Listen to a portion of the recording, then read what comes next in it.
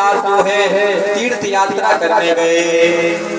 जब तीर्थ यात्रा करने गए नंद बाबा जी तीर्थों का में यात्रा किए, एक दिन समय बाकी विश्राम किए।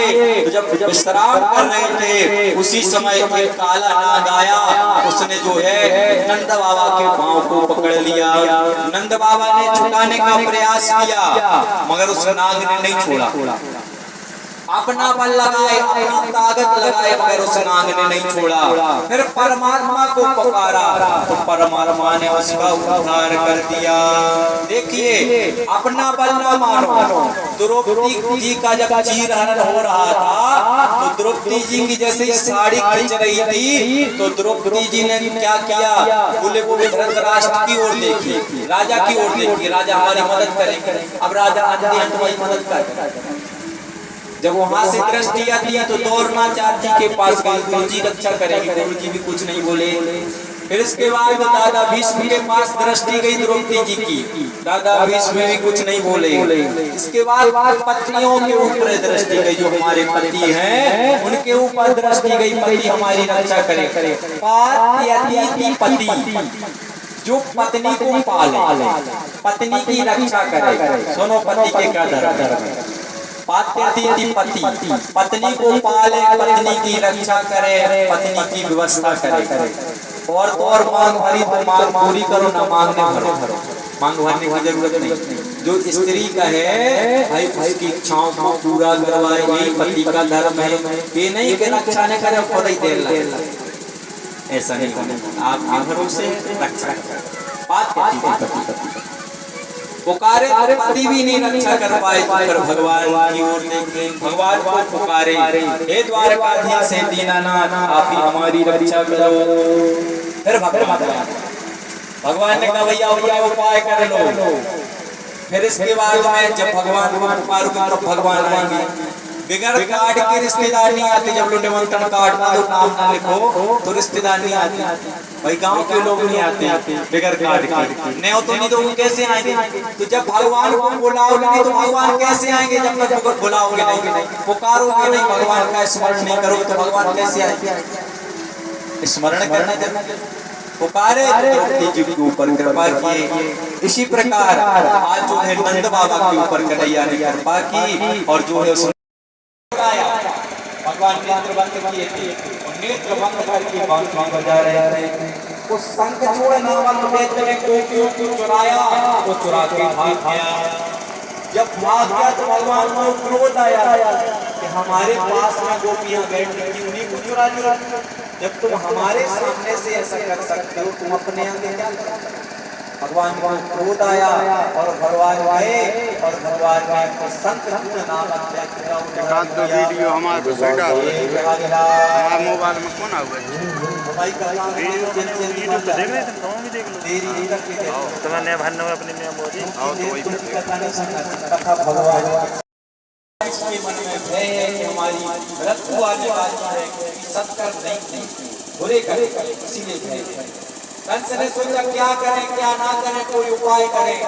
तो कंस ने श्री जो है अक्रूर जी को बुलाया और अक्रूर जी से कहा मानेंगे। कंस ने कहा तुम हमारे राज्य में नहीं रह सकते, अगर तुम हमारी बात को नहीं मानोगे तो तुम राज्य में नहीं रह सकोगे, हम राज्य से भगा देंगे। अक्रूर जी मजबूर हो गए और मजबूर होने के बाद अपने रथ को तैयार किए। तैयार करने के बाद चल दिए।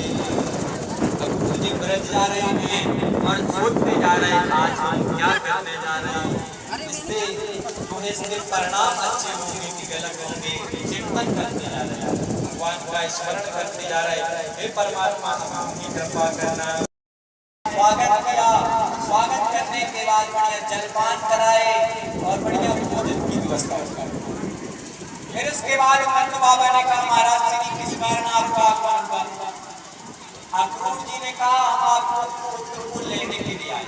तो आपके पुत्र हैं कृष्ण और बलराम, उनको लेवाने के लिए आए।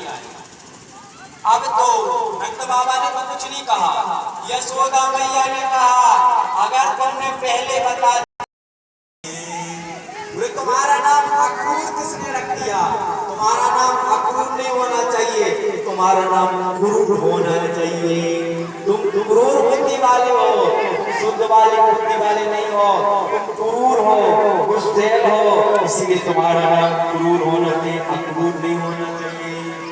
अक्रूर की कुछ नहीं बोले, अक्रूर जी के मन में भी ये संदेह है, कुछ अनर्थ ना हो जाए, महाराज का विपरीत ना हो जाए, मन में संदेह है, कुछ नहीं कहे। नंद बाबा ने कहा नहीं, अक्रूर जी के साथ जाएंगे, अक्रूर जी व्यवस्था के साथ कृष्ण और बलराम को ले जाएंगे।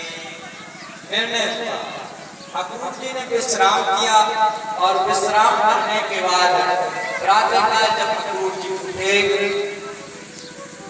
बढ़िया से पूजा वंदन किए और तैयार हुआ। गोपियों को पता चला अक्रूर जी कृष्ण को लेवाने आए।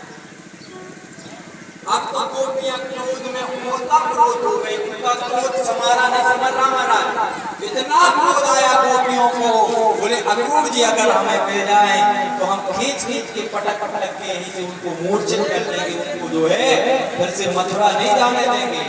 क्रोध में होता क्रोध हो गई गोपियां और दौड़ी गोपियां जो है कन्हैया के पास आई।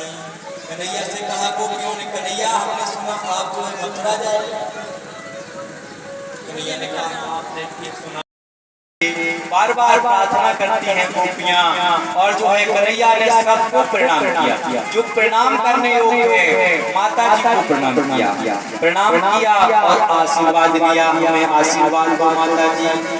देखिए प्रणाम हमें भी करना चाहिए। अगर हमारे राम जी भी करते थे, राम जी का सबसे पहले यही काम था, बोले माता को प्रणाम करते थे, गुरु जी को प्रणाम करते थे, भगवान स्वयं करते थे। तो हमें भी ये प्रयास करना चाहिए, अपने माता पिता को प्रणाम करना चाहिए।